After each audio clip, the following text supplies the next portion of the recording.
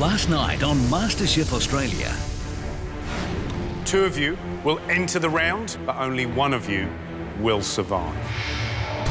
Tom and Kumar faced off in 2011's first elimination challenge. And for Tom, the MasterChef dream ended. Whether it's for fun or for work, food's always going to be a big part of my life. Tonight, Masterclass goes Euro for a globe-trotting feast. On the menu, Gary takes us back to the French dish that inspired his cooking career. It's a paella de saumon Jean Trois Gros, and in English, a little flat bit of salmon with some creamy sorrel sauce. Alessandro Pavoni brings new life to an old dish from his favourite region in Italy. Northern Italian cuisine is the best in Italy. And George makes a traditional Greek dessert. It's the Greek version of custard tart. Oh, yum.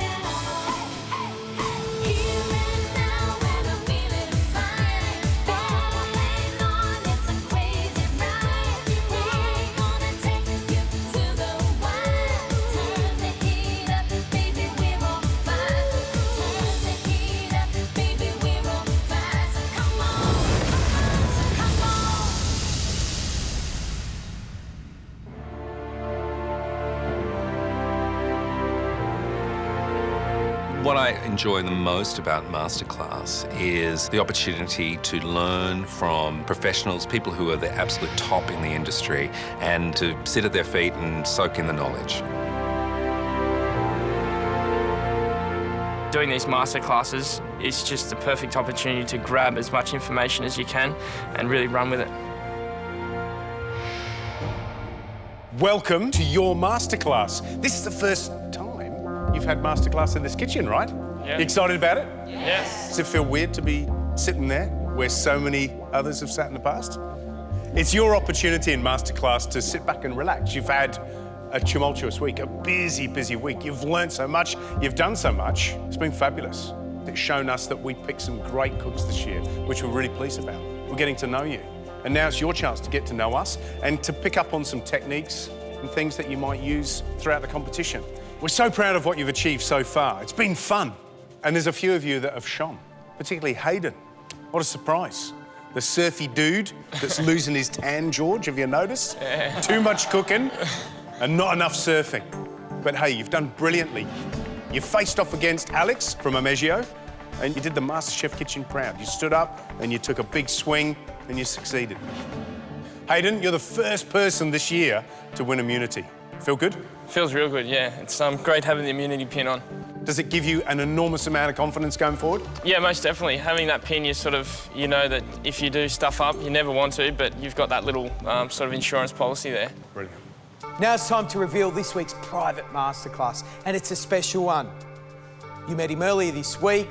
He is Alessandro Pavoni. Yeah.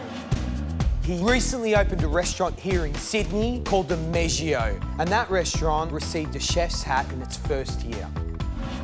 The first person to go to this private masterclass is Sun. Sun, you captained the blue team to victory and you put to death the curse of the blue apron. The blue apron is now a winner. So congratulations, we thought you did an absolutely tremendous job. Thanks a lot. And the other lucky person to attend this private masterclass is Danielle. You struggled a little bit on the losing team, so we thought we'd give you a little pick-me-up. Danielle, Sun, gonna have lots of fun. Thank you. See you later, guys. We'll see you later. This early in the competition, any advantage is fantastic, and this is an enormous advantage.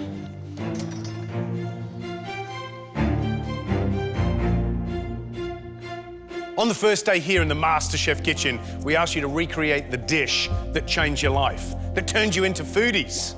A few of you came up with some startling dishes. Kate, you did that coffee cake. A retro 70s thing, I've never seen it before. And what it was just, you took something that you remembered as a child and you turned it into something modern that we found beautiful and appetizing. So well done. Thank you. And then, of course, Hayden, you triumphed with a very simple dish of moule frites. So the mussels cooked with white wine, shallots, and those French fries, those big pont neuf that you did. And that was from your travels in St. Malo in the north of France.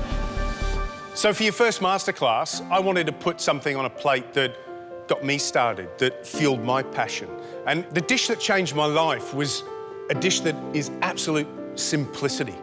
And it's a paella de saumon à l'oseille, which just is a very thin slither of salmon with sorrel sauce.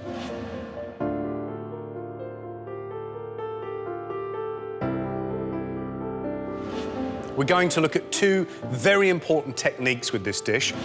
The first of which is cooking this beautiful champagne sauce, and secondly, how to prepare and cook a paella of salmon. So the foundation of this dish, and something that I want you to remember, is this sorrel sauce. It's a very simple cream sauce. I need a volunteer. Jay, you're the quickest one to put your hand up. Up you come. All right, Jay, you're on standby for a second, okay? Now, these are dory bones. You can ask for any flat white fish or clean white fish bones, okay? And then the secret is to degorge them. And what that means, when I say degorge, is just to soak them, a little pinch of salt, some running water. And what that does is it draws the blood out from the bone. And that blood acts as it's an impurity that will end up in your sauce, so you don't want it. So number one, if there's a bloodline, and you often get it, there's not one on this fish, but there'll be a bloodline close to the spine, okay? That means you've got to scrape that out and get rid of it, you know, so there's a tiny little bit there. And also the fact that I don't want the sort of brown flesh part. And see that solid bloodline? That's going to spoil my white cream sauce, okay? So basically all I'm going to do is just chop it up, all right? And take out those nice clean bones. And even with that little bit of blood on there, that's got to come off, right? And it's got to soak in running water to remove any impurity, okay? And then what you end up with is just a few nice little fish bones that are nice and white, that are not going to soil the sauce in any way, all right? So that's stage one. Okay, with the help of Jay, we're going to make this sauce. So, Jay, a little dash of olive oil in that pot. Yep, a little bit of heat. And then I'd put in about half of those bones. Yeah. So the equivalent of sort of one small dory skeleton. And then a few shallots. Is shallot there, one whole shallot which has been sliced. And then a clove of garlic, which we've sliced. And then a little bit of thyme. That's it. We don't want that to colour, all right? So we'll flick the heat down and just give it a little bit of a stir around, all right? It's just to start the process off. So a little bit of salt and pepper, and then we're going to put some clean white button mushrooms in, so about 3-4 mushrooms. Okay, so just give those a stir. And then we're going to pop in some alcohol. So first of all, noy. This is a dry vermouth. I'm going to put a cup of that in, Jay. Bit of aniseed. It's got lots of sort of botanicals in, so give it a bit of punch as well. And if you didn't have that, Gary, what could you use? Use Cinzano, like a dry Cinzano, and 2 cups of the champagne. And then what we want to do is we want to reduce those alcohols by 2/3, okay? And that's important because it concentrates the flavours, also burns off any of that alcohol and reduces the acidity as well. And don't forget, if you don't have French champagne, that's fine. We use a Method Champenoise, an Australian sparkling.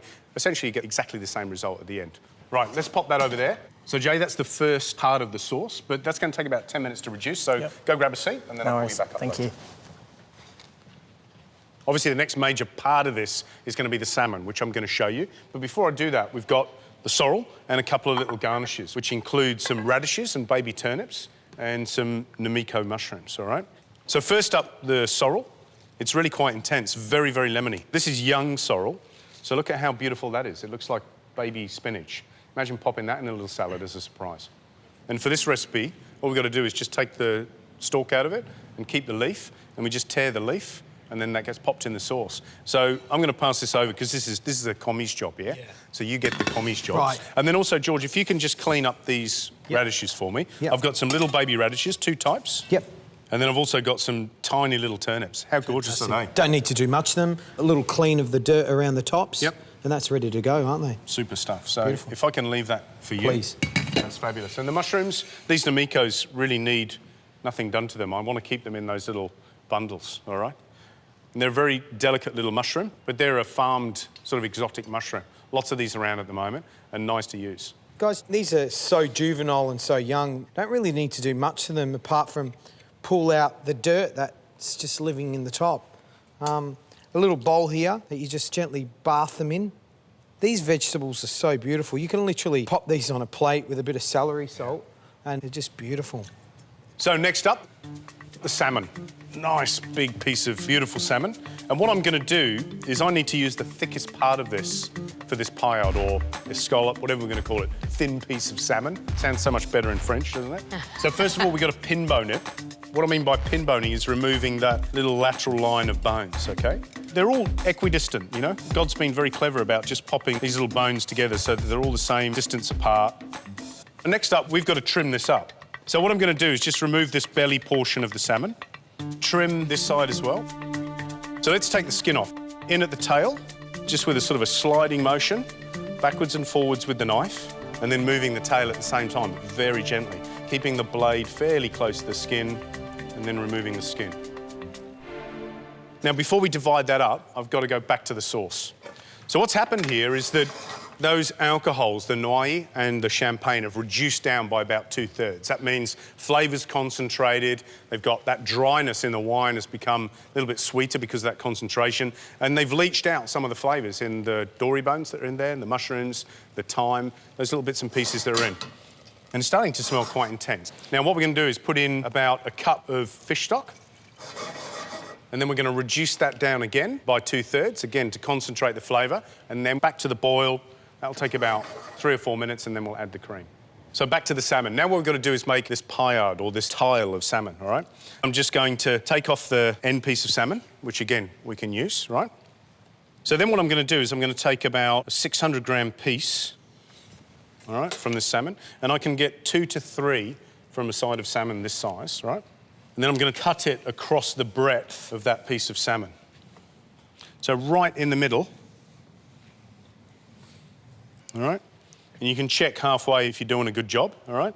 But you basically want that sort of size piece of salmon, all right? We take a primary cut, and then we use these little trimmings or the other pieces for other dishes, all right? So that's one. Then we're just going to trim up this second piece. So I've got 2 that are exactly the same size. Now that will take like 30 seconds to cook, all right? So this is going to be our last job. So we're going to finish the sauce, and then we're going to pan fry those very, very quickly. If we overcook them, it's going to be a disaster, and it'll be all your fault.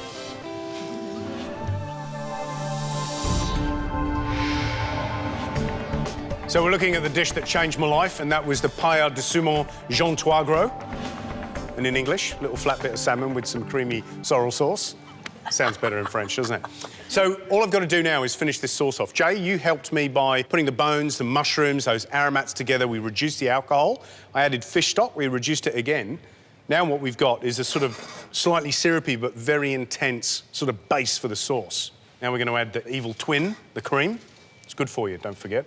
So we've got about a cup of cream, and then we're going to bring that back to the boil, and we're going to let it simmer for about 2 to 3 minutes, just to allow it to thicken, and for the flavours from the shallots and from the bones and the mushrooms just to permeate through the cream. Then we're going to strain it, and we're going to finish it off with a little bit of butter and some champagne and lemon juice. So we'll give that a couple of minutes, and then we can finish the dish. How far in advance can you prepare the sauce? Well, ideally, this is something that you would make as you need it. So in a commercial kitchen, you'd make that at 5:30 for 6:30, 7 o'clock, all right? But in reality, once it's strained and you take the bones out, then it'll last a day. But then after that, it starts to lose some of its freshness, all right? Right, that cream's been simmering away just for a couple of minutes, long enough for all the flavours to come together. Needs some finishing, though. So, Jay, do you want to come up and give us a hand? Now, we're going to strain the sauce, OK, because it's got bones, mushrooms, basically the stuff that's given that sauce flavour. Now, this is a muslin cloth, so it's like a fine cloth. You can use anything, a tea towel, as long as it's clean, all right? And what that does is just take out all the tiny little bits of sediment. So what you do, pour into a small pot through the strainer, OK? Put everything in, that's it, brilliant. And all that's happening, when you lift that up, all that's happening is that sauce is just straining through. If you put it straight through the mesh of the sieve, you might end up with some little bits of sediment. And just gather that around and twist and just give it a very gentle squeeze down onto the sieve. Right, now push down and just make sure that you extract all that juice. All right, perfect. Now, before we go any further, we're going to taste it and see what it tastes like as it is, all right? So unfettered, uncluttered with anything. And then we're going to do what a lot of those cookbooks say. Ooh, and that's adjust the seasoning, all right? So what I want, squeeze a lemon, pinch of salt, maybe a little splash of champagne, just a little bit. Yep, that's plenty, all right? And then we'll have one more little taste, and we'll see how that's going. Because remember, we've got the sorrel to go in there next. Ooh, I'm happy with that now. It's like soup, isn't it? You could just keep going. So, Jay, you reckon you could reproduce that sauce? Yeah, definitely. I think that's a great sauce. It can be done in a time frame that probably suit a few of the things in the competition. And what about that final little flourish of seasoning? Makes a big difference, doesn't it? Yeah, all the difference. I mean, that changed the complexity of that sauce in 5 seconds. Yeah. Thanks, Jay. Thank you. Have a seat. Cheers. Well done, Jay. Right, sauce is done. Salmon's ready to cook. Vegetables are ready to just quickly reheat. So I'll do the vegetables first because I want the salmon to be the very, very last thing that we cook and that hits the plate, all right? So these little namikos, we're just going to quickly fry, just for a few seconds, and then we're going to pop the vegetables in at the last second just to warm through because they're so small, I don't think they really need much cooking at all. I'm literally going to give those a few seconds. And then what we're going to do is just put a tiny little splash of water, another tiny bit of butter, just to create an emulsion. So we're dragging the flavour off the base of the pan. And then we're going to pop in those lovely little vegetables, those little radishes and the little turnips. And just give those a couple of seconds just to draw through.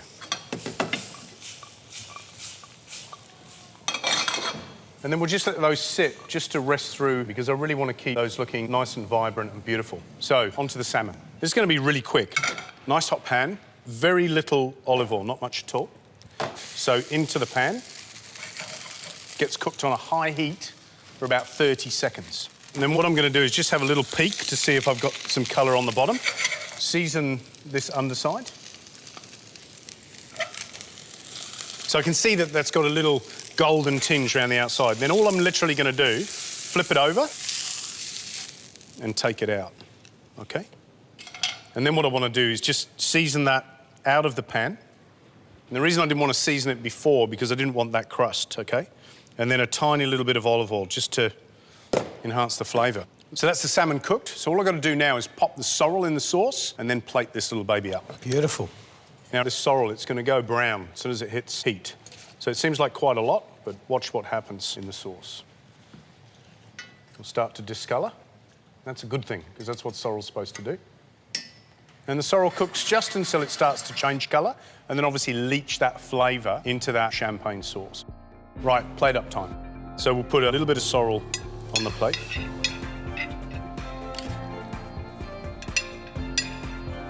Then the fish. And then, George, if you want to just help me pop a few of those little vegetables just on top of that. It's gorgeous. Lovely. And then you've got some rocket flowers and a little bit of chervil, which gives you some sort of aniseedy flavour. That looks absolutely sensational. And then a little bit more of this sauce. So that's the dish that changed my life. Paille de saumon, Jean Toigreau. Yum. Now for the best bit, got to taste this. Any volunteers? Not everybody put their hand up, I can't believe it. Jay, Danny, and Andrew, up you come. Try the sauce. Have a little taste. I love the sauce. It's good sauce, isn't it? Yeah, put a bit of sauce on. Oh, too late. There you go. Sauce is good. Danny, tell us what you taste. It's gorgeous. It's really fresh. It's vibrant. but the sauce is still creamy but zingy. It's lovely. Yeah. Andrew, how do you find that? I always thought that creamy sauces would overpower the salmon, but it's just so light and gentle, and it just doesn't destroy the taste of the fish. And what about that sorrel? That Interesting. sorrel is beautiful. Yeah, the sorrel just brings it to life. Yeah, the citrusy part of it, it's just the lemon. It's great. You've totally changed my opinion of cooked salmon. That's the best piece of salmon I've eaten. Cooked, I'd almost given up on it. Learn something? Yeah, Going to expect fantastic. brilliant sauces from now on in the competition? Without a doubt, yep, for sure. Good stuff. Well done. Grab a seat. So 3 top tips from my masterclass today. Tip number 1, think about that little sauce that I made. That is a critical technique in this competition. Chop all the ingredients nice and small and think about how you're going to extract the flavour in a short period of time. Tip number 2, it's all very well trimming something so it's beautiful and there's no fat, no sinew, but also your skills demonstrated in how you use all the trimmings and the secondary cuts. Think about how you can incorporate those and show off a little in this competition. And number 3, it's not just about the sorrel, which is a lovely lemony sort of broad, soft leaf, but it's about other unknowns and how to use them and how to overlay them in dishes of your own. Give it a try. Well, this was the dish that changed my life when I was 18 years old. But you know what? Every day I learn something new. Every day I'm inspired by something different in terms of food. And ask me tomorrow what inspires me, and it'll be another thing entirely. Hopefully this will inspire you a little.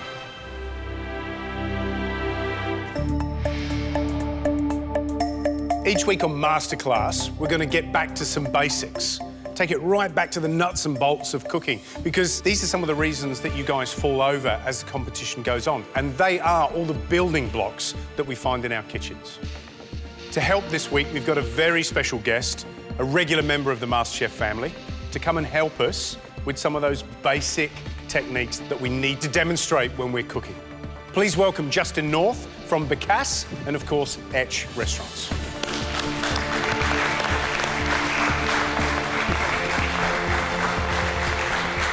Welcome. How are you? Great to be here. I love those grand entrances through the doors. It's like Indeed. my kingdom. How are you guys? Good, good. Thanks. So, Justin, your restaurant, Bacchus, Indeed. which is an award-winning restaurant, is French in its foundation, isn't it? It is. It's sort of technique and classic French, but we do a lot more modern European styles. So really, you're the perfect person to show us some of these basic tips and tricks. And of course, now I need to ask you what you're going to show these guys. Ultimately, we're going to teach you how to make some fantastic restaurant quality sauces. And the foundation to any fantastic sauce is a really, really good stock. So that's what we're going to learn first of all. If you guys want to succeed in this competition, these are the sort of basics. In particular, learning how to make good stocks and sauces is what it's all about. OK, the first one we're going to make is a brown veal stock. We prefer to use veal neck bones, as they've got a wonderful covering of meat on it. To start, we need to heat our oven to about 200 degrees Celsius, and then we need to get a roasting pan and heat that. Now, heat's really important. We want lots of caramelisation, is that right? Absolutely. If you look at these bones, they look fantastic, so there's a lot of meat on tons there of as meat well. on. Once this is really, really hot, we're going to add a little bit of oil to the pan. You want enough oil in there just as a cooking medium, as it's going to fry those bones nice and evenly. That beautiful sizzle and crackle is what we need, so we're not going to stew the bones, we're going to sear them and give them that beautiful caramelisation. For this recipe, we're going to work off about 3 kilo of veal neck bones. The important thing is to get your butcher to cut them up for you so they're nice, small, even-sized pieces, so they do caramelise in about the same time. It'll probably take roughly about 5 to 10 minutes all over. You can see how some of these are just starting now. We're not going to get all the caramelisation we want in the pan. A lot of it's going to come from the oven, but we're basically going to get it seared and started in the pan. Once you've made a beautiful stock, reduce it down to like a veal glaze or something so it's ready for a sauce. And you can even put it in your little ice trays in the freezer so you can just pop out a cube every time you need it. And when you have your friends around, you can, show them this beautiful sauce that you've just made. Not good in mojitos, though. They don't work, all right? And that's quite caramelised. Like, it's really quite crusty and golden. Exactly what and that's just really the start of it. We're going to take this, put it into the preheated oven, and we want to set it into the middle part of the oven, just so you're going to get that nice, even caramelisation. Now, that'll probably take us about 15 or 20 minutes.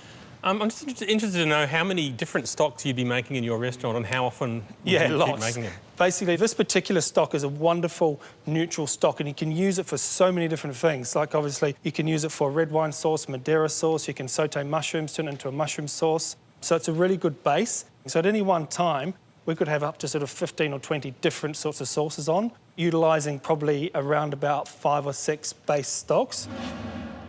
OK, so we're going to check the bones now and make sure they're ready. They've been in there for about 20 minutes. The bones are probably about there now. You can see they've got that wonderful, even caramelisation all over. So now what we're going to do is we're going to strain those bones to get rid of the extra oil and the fat in it, and then we're going to caramelise our vegetables in the same roasting pan.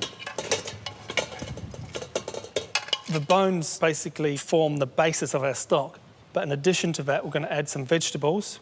To this quantity that we're making, about half a clove of garlic, putting that surface side down, about half an onion quartered, and we'll get that caramelisation process working, and then we'll put the lighter vegetables in after that. This smells beautiful. I just want to pick bits off. Yeah, that's probably been about 2 minutes in there. It's getting a nice caramelisation, but it's also picking up that wonderful sediment and flavour on the back of the pan. We're going to add 2 sticks of celery and half a leek. If your pan gets too dry, especially with the leek and the celery, because they'll burn really quickly, just add another little drizzle of oil to it. I'm happy about the stage these vegetables are browned at. They've got a nice caramelisation on them. So I've turned the heat off and we're going to add around about 50 grams of tomato paste. It's important to cook this tomato paste out so it doesn't go too oily. You just want to spread this through the vegetables. And then what I often do is pop that back in the oven for probably about another 5 or 10 minutes. And that'll help to colour the tomato paste and also cook out that quite acidic sort of flavour you get from it. So I'll pop that into the oven. I reckon that smells gorgeous. Splash of water, cook it for 10 minutes and I'd eat the vegetables. Yeah. OK, I've been in there for about 10 minutes. You can really smell that as you bring it out of the oven now. So you've got caramelised tomato paste, caramelised vegetables in there. To that, we're going to add about 75 ml of red wine. The red wine is basically going to act as deglazing that pan to bring off any last bits of sediment. Now you want to select a good-sized pan to cook this in. We'll add a few bones to the base of the pan. I normally work on about half, and then we'll tip all our beautiful roasted vegetables and tomatoes in there. And you're still going to have some beautiful sediment in the pan. And into there, we'll add 2 sprigs of thyme, 1 bay leaf, 3 peppercorns. Then we'll put the rest of our bones on top. And that's going to keep all those vegetables and aromats suspended in the middle of the stock. So it's going to flavour the whole stock. It's not just going to sit there and bob around on top. Good stuff. Right, we want to add cold water. The key thing to note is that you want the bones completely submerged, but not too far, basically just to cover. Perfect. Just before that comes up to the boil, we're going to put our pig's trotter into the middle of the stock as well.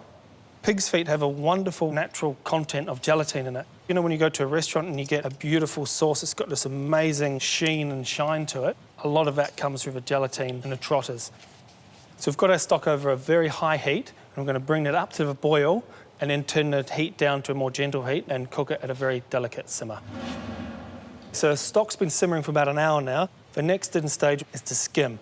Now, to skim, we need to start with a ladle and a clean bucket of water. And then the idea is just to remove all the impurities that rise to the top of the surface and then pour that into a separate bucket and then clean your ladle each time so you're not bringing that impurity back into the stock. You were going to leave this now for probably about another 6 to 7 hours to slowly cook. And then you just want to look at it every half an hour to an hour and just take those impurities off as you go. The stock's looking absolutely beautiful now after it's been simmering for 8 hours or so, and we've given it our final skim. And now we're going to pour it into the colander.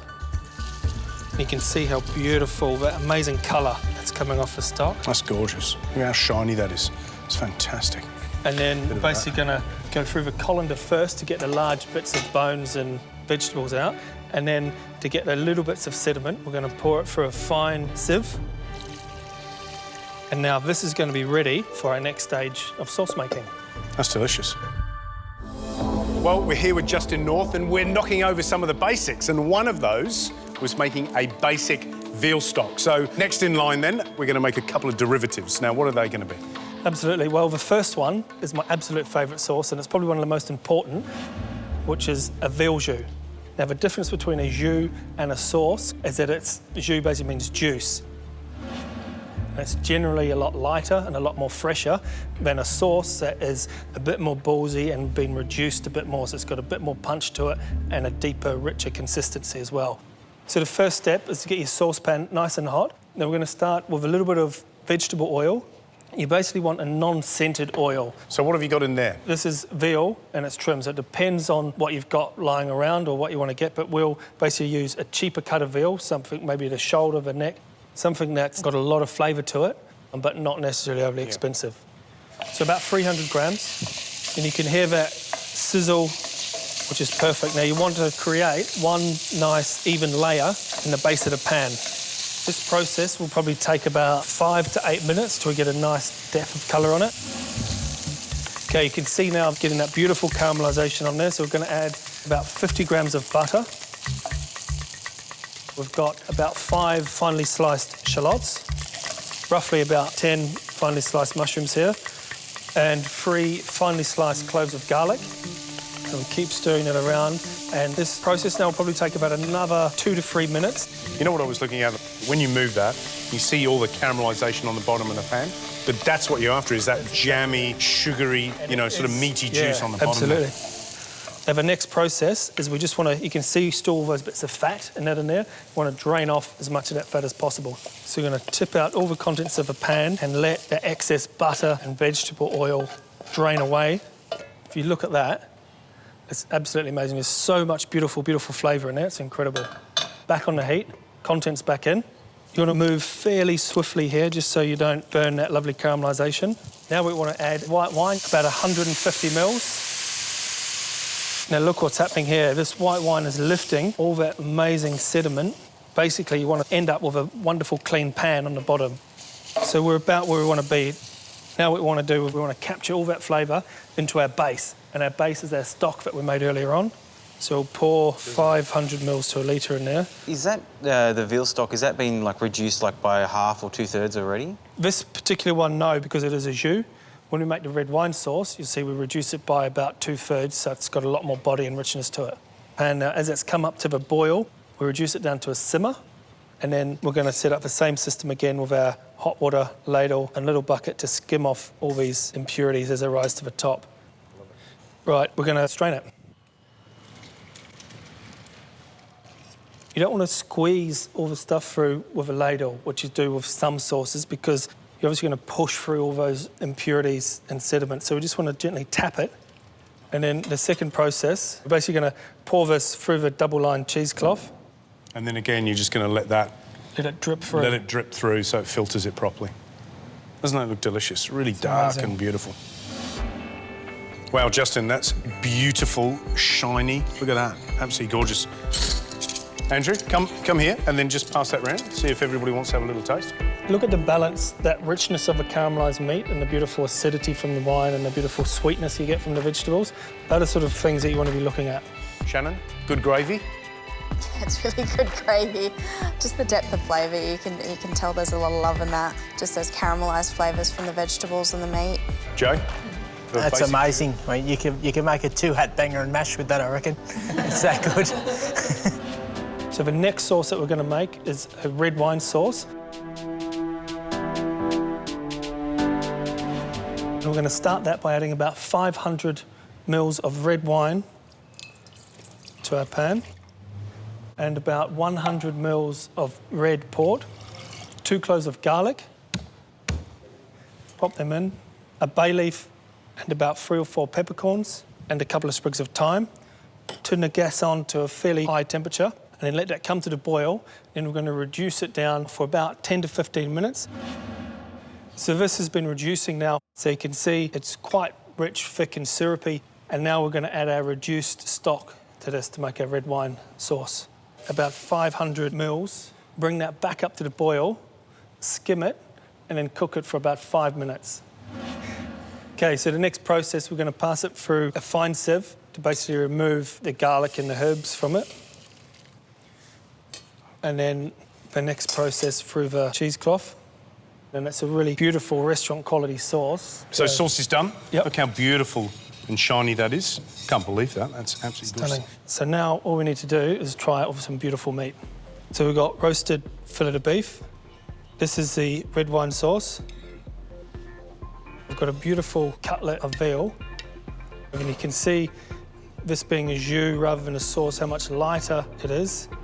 And there we go, there's our red wine sauce and our caramelised veal jus. OK, who's going to taste? Alex, Kate and Craig. Up you come. Knives and forks, spoons. Should I cut a bit of this beef, do you reckon, or the veal? Tuck into that. And obviously the point of this is just to, you know, douse it in the jus.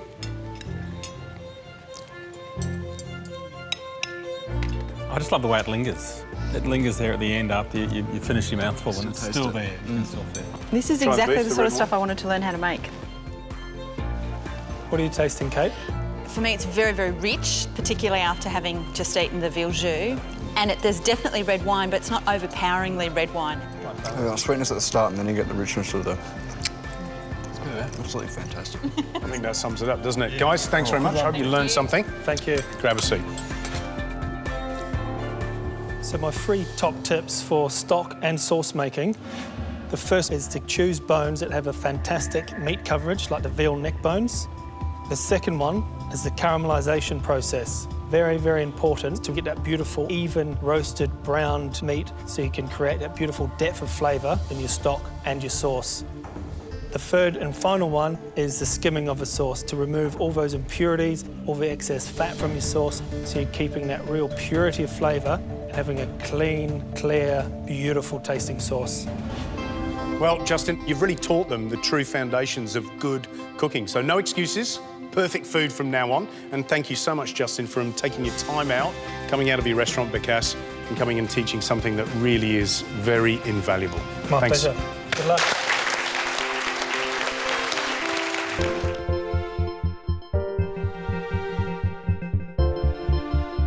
Alessandro Pavoni is the owner and executive chef of Armeggio on the Spit.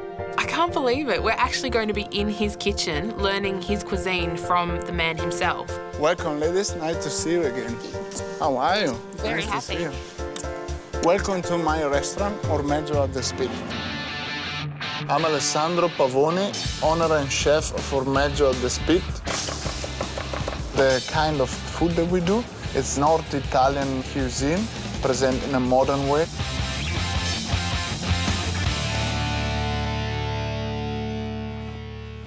Northern Italian cuisine is the best in Italy. I grew up with it, and look how healthy I am. It's beautiful, and it's tasty, and it's rich. Typical Northern Italian dishes are made with butter and cream. You have cured meats, you have filled pasta, and you get aromatic cheeses. So I'm going to take you through the best tips to make the best pasta dough and the best sauce for pastas. Are you ready? Yes. Let's do it.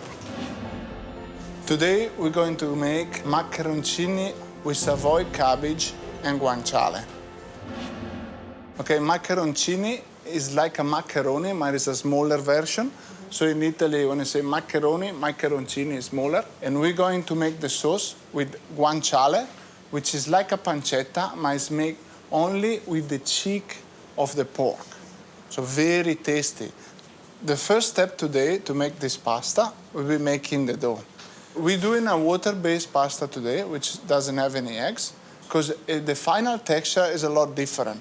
It's more coarse, and it's a lot chewier in the mouth. So it's a completely different product, all right? So to make the dough, we need to combine the 3 flour. So 250 grams of 00 flour, 125 grams wholemeal flour, 100 grams of semolina flour. Okay, you make a hole in the middle.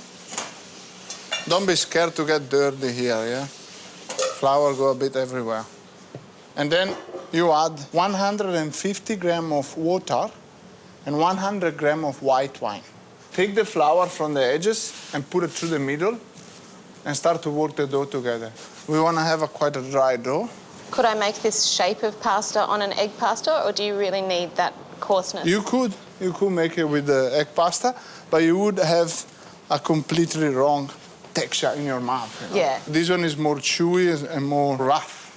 So you see all the texture of the different flour already on the dough that you can see. So after your dough is crumbling like this, then you put it in a container. So what you do now, when it's pressed in the container properly, you cover with clear wrap and you put it in your fridge to rest. And in 12 hours time, you have a perfect dough. So after 12 hours, this is the dough. See how wetter is it now? You wanna come have a look at it? So we wanna have that shape of the container, because now we can actually cut your strips like this, you know, and then you can press it down, and then you put it through the pasta machine, okay?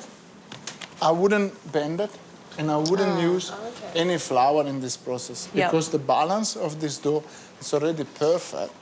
And on the table or on the board, just use the coarse semolina that we used before. Then you go step by step, you go down. This pasta, I don't like it too thin, because once again, I want that texture.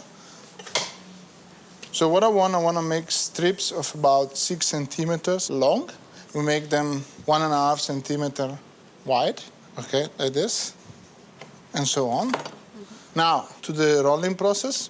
I found this rod, which you find in a hardware shop anywhere, which make it easier in the process of rolling. I make this in my restaurant. No, me and my apprentice. So what you do, you press one edge and you pull. Then, with your fingers, you help it like that, all right? And then at the last bit, you press it a lot and turn it, all right? So what happens is, the little edge there, it become together because the pasta is still a little bit wet. Yeah. And it won't open in the cooking process. And then you leave it on the board or on the bench for about half an hour. Look at that one, that's perfect. Huh? I'm proud of myself. Now, we keep the pasta under the wet cloth to make sure that it doesn't dry, so it keeps fresh and moist. So I cut 2 pieces for you girls. And off you go to your stations. Then I come and help you. Okay, maybe you start from number 1.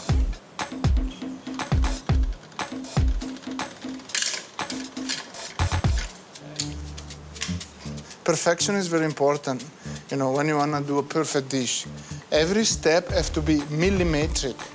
So the technique is very, very important. So when you press it down, press it going forward. No, bravissima, bravissima. You better than me, girls. I have to employ you girls. They're perfect.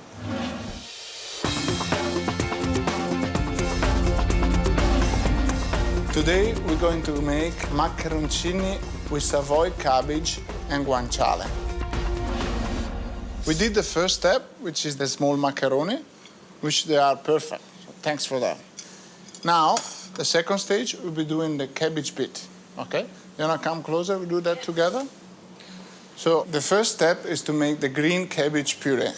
To do that, you need to get the outside leaf of the cabbage itself. You need to blanch them in salty water. Now, we put this one as well on, because we wanna start cooking the onion. Extra virgin olive oil. We start to do the onion here as well. This is boiling nicely now. Always remember to keep the color.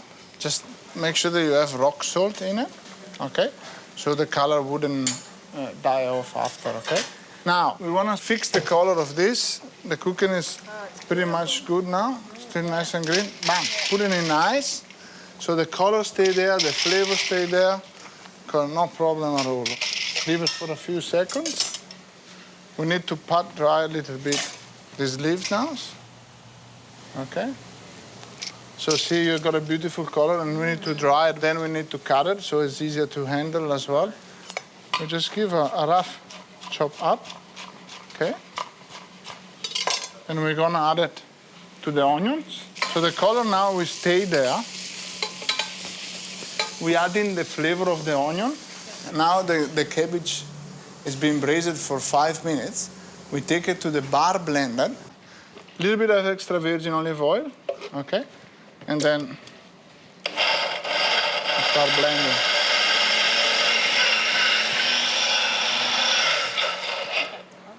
So let's check. See the color there? Oh, wow. This has been blending for about 2-3 minutes. And we're looking for nice, smooth texture, as you see there. So I want you to try it. See, the saltiness is there, the flavor is all there. It's beautiful. I think we're perfect, huh? It tastes like it has cream in it. Yes, but it's not cream. No. You don't want it. Now we want to cool down this puree quite quickly. You take that, you put it in a bowl. So very simply, you got one bowl with ice, a little bit of water, the other bowl with the puree, and you just turn it, okay? And you cool it down very slowly. So you can leave it in there until it's ready to be used, okay? Next step of the sauce will be the braised cabbage. First, we're gonna braise the white leaves in a pot with a bit of olive oil, okay? We add a little bit of the onions. We need to get, like, the onion need to look after. Yeah. Because that's what happens when we cook with love, that the food just tastes better, you know? Look after, make sure that they're cooking nicely. Okay, when you reach that, you know, softness, you can start adding your white cabbage. Now, to obtain moisture inside there, just cover in a low heat and let it go even for half an hour. The cabbage has to be nice and soft, so it contracts with the puree, which is green, and with the crispiness of the guanciale. This is the guanciale. Guanciale is a cured pork cheek, which is the same method to do the pancetta. Pancetta comes from the belly, guanciale from the cheek. So a little bit more fatty, but deeper in flavor, and I love it. So you add this to a hot pan, and you fry it. So if we can't get the guanciale, could we substitute with pancetta? I think so. It'll be beautiful with pancetta. Important thing that you have a good quality product. You know, you got an amazing porks in Australia. So you want to get this nice and crispy. So all the fat will be coming out now. Can you smell it? There we go. Yeah. See now the color? Nice and crispy. Okay, that's beautiful. Let it fry a few more seconds. Now the fat that go out of there is the bad fat, the bit that you don't want to use. And so what we do, we strain the excess fat off, and we keep this on side, nice and crispy. Now we will put this on top of the dish when we're about to plate it, okay? The final step of the sauce will be cooking the pasta and bring it to the plate. So what I do at this stage, we start to reheating the white cabbage. And that'll pick up some of the flavors of the guanciale. Correct. Yeah. That's why we're using the same pan. Yeah. And now we need to reheat our puree. Because remember, we refresh that in ice and we cool the puree down in ice. And now we're going to cook the pasta. Boiling water, and we just drop the pasta, okay? And boil it for about 2-3 minutes. You want to have the pasta soft under your hand when you touch it, but you don't want to overcook it and lose the shape. We strain it and we add it to the braised cabbage. We add a little bit of water. So what happens, it's gonna thick up the sauce itself and soak it in the pasta itself. So the pasta starts to taste a little bit like the cabbage itself, you know? Okay, now the pasta is ready, see? And absorb the sauce. Put a little bit of olive oil there. Okay, a little bit of parmesan. There. Beautiful. That's ready. Now, we plate it. So what I do, first will be a spoon of puree, then we add our pasta, our famous crispy guanciale, okay?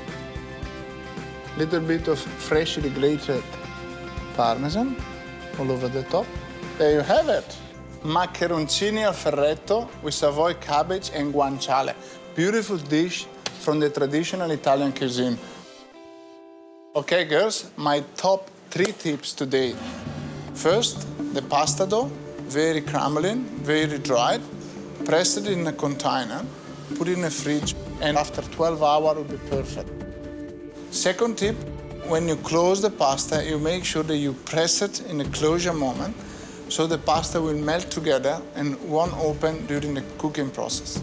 Third tips, make sure that you cool down in icy water the leaves and the puree, so to keep the green color inside the puree. Please try it. I want to keep eating this. Yeah, me too. Pork is my favourite meat ever. Can you feel that texture on the pasta, you know, and the sweetness of the cabbage and the saltiness of the guanciale? The guanciale has so much more depth of flavour to a pancetta. That's what I say. To me, guanciale much better, much better. It's beautiful. Kind of strange and incredible, the different flavours in between the puree and the braised cabbage. It's correct. Just the same ingredients almost. Same ingredients with a different technique in the cooking. The result is also different in your mouth. Thank you very much. Thank you so much. Thank you. It's amazing. We're coming close to the end of the show, so it's time for dessert. And today, I'm going to show you guys a real classic, authentic Greek dish called bougatsa with poached figs. It's the Greek version of custard tart. Crispy on the outside, custardy in the centre. Yum. Oh, yum. There's 3 really important processes to this. I'm going to show you guys how to make filo pastry from scratch. I'm going to show you how to make a really simple custard. And the third technique that I'm going to show you is how to simply poach fruit. George, sounds brilliant. I'll go and put the kettle on, have a little cup of tea, and then you get this bougatsa ready, all right? See you soon. Crack on.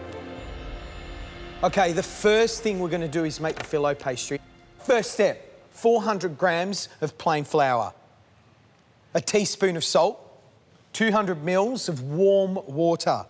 It needs to be warm because that's going to activate the gluten in this dough, OK? 2 tablespoons of olive oil. 1, 2. Lid goes on. Similar to a pasta dough, but we want to blend it longer. We want the gluten to activate and start working before we knead it on the marble here. OK, that took about a minute. So you can see it's sort of formed into a dough pretty much already. Now we're just going to knead it together. We knead it for about a minute, just until the gluten activates. Right, once we've kneaded it into a ball, it needs to rest, OK? So we just wrap this up in cling film, just nice and tight, so no air gets into it and puts a skin on it, OK? So that pastry's going to rest for around an hour. The next step is we need to make a custard, the filling of this bougatsa. Right, so fresh vanilla, we just split and scrape the seeds. So the whole vanilla pod goes in there. 200 mils of milk, 100 mils of cream, half a cup of sugar, 1 whole egg, 2 teaspoons of corn flour, 2 tablespoons of semolina. That's going to help thicken this custard. And we give it a furious whisk. We turn the gas on a low heat, OK? Once I've incorporated all that dry mixture and the wet mixture, I take the whisk out and I start using a plastic scraper. And we're just going to let this thicken up, and it should take around 5 minutes to do that. Could this be flavoured with something other than vanilla? Of course, Jay, yeah. I mean, lemon peel or orange peel or, you know, some sort of alcohol if you wanted to put that in there. Yeah. This is thickening, as you can see. It's coating the back of the spatula beautifully. So we're just going to pull that off the heat. We tip that into a cold pan, nice and flat, so it cools down quickly, OK? We pop some cling film over the top. We press that down onto the custard so we don't get any skin on it, OK? Next step is to make our poached fruit. And I think there's nothing better than figs. Just poach gently in a little stock syrup with a little bit of flavouring. Right, first step for the poaching liquid. 2/3 of a cup of verjuice, half a cup of sugar, 4 tablespoons of water, 1 vanilla pod, scraped. OK, and we're just going to bring that up to the boil and allow that vanilla to infuse with the verjuice and the sugar. OK, our figs. I don't really want to do too much to them. I'm just going to take some of these fresh cinnamon quills and stud them through the fig, and that's going to impart some flavour. OK, there we go. With the syrup, I'm just looking for the sugar to dissolve and it to come up to the boil. And at this point here, I'm just going to pop the figs in and just let them sit in there for about 5 minutes, that's all. Just enough for the heat to penetrate the flavour in the figs. It's always a good idea to keep those figs submerged in the liquid. You make a little cartouche and some paper, greaseproof paper. Fold it in half again. And we just cut off the excess. Cut a little hole so it can breathe.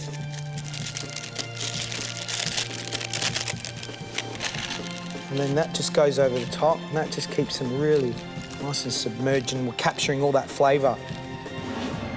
They've been on for about 5 minutes, OK? I'm going to turn the gas off and let the residual heat in that pot cook them through.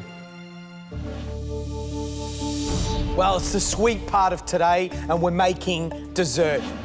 Burrata with poached figs.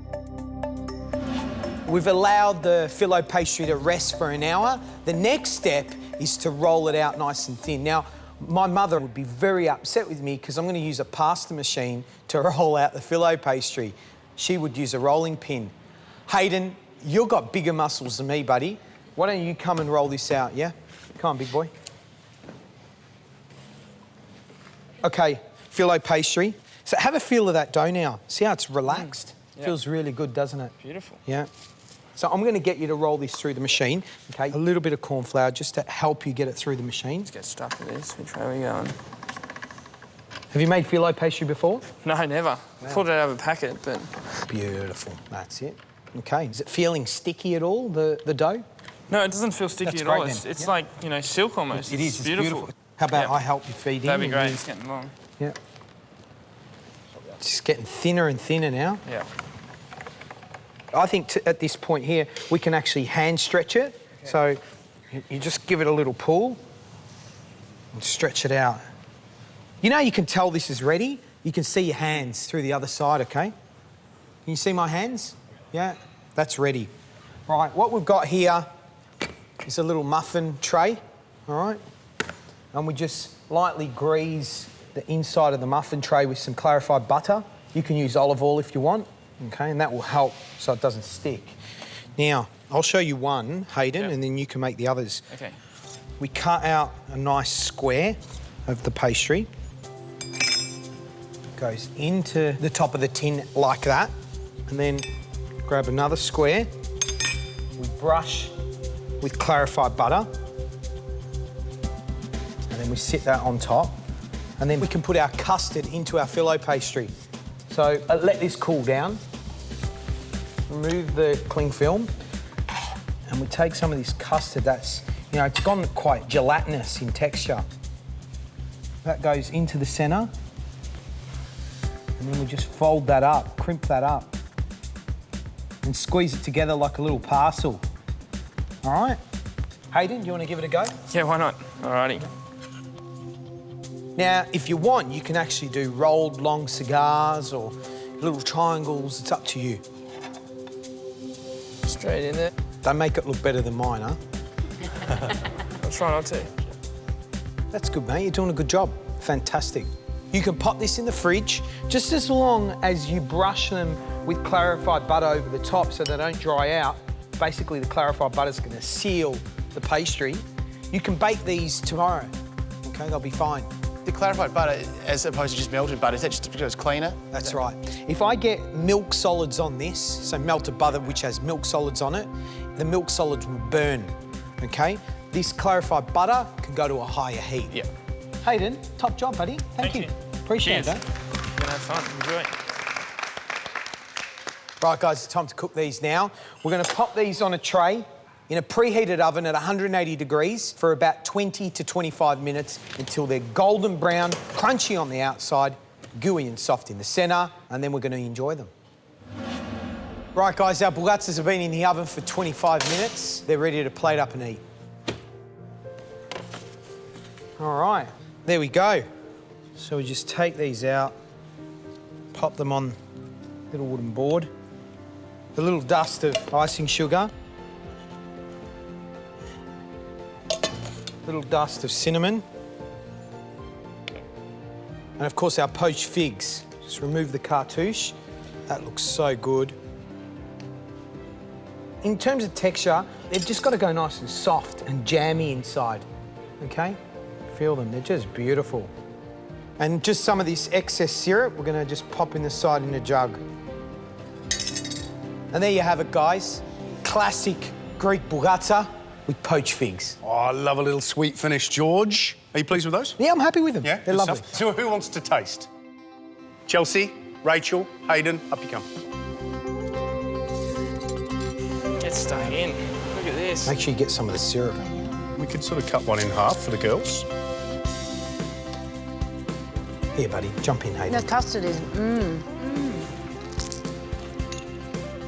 The cinnamon is really infused through the whole fig. And the homemade filo?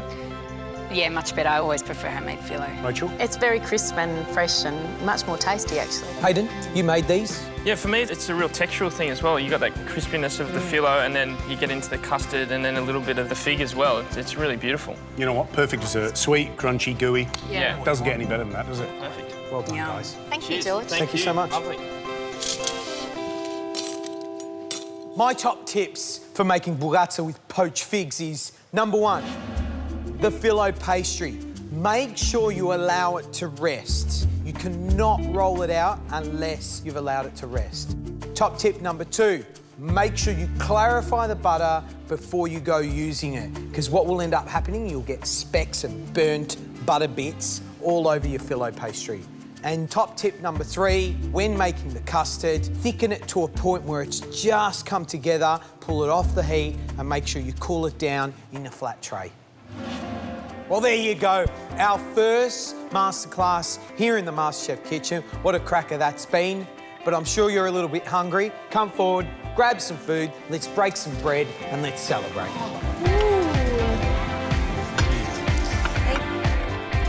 Yeah, take it over there. Roll and roll. All right. Tuck in.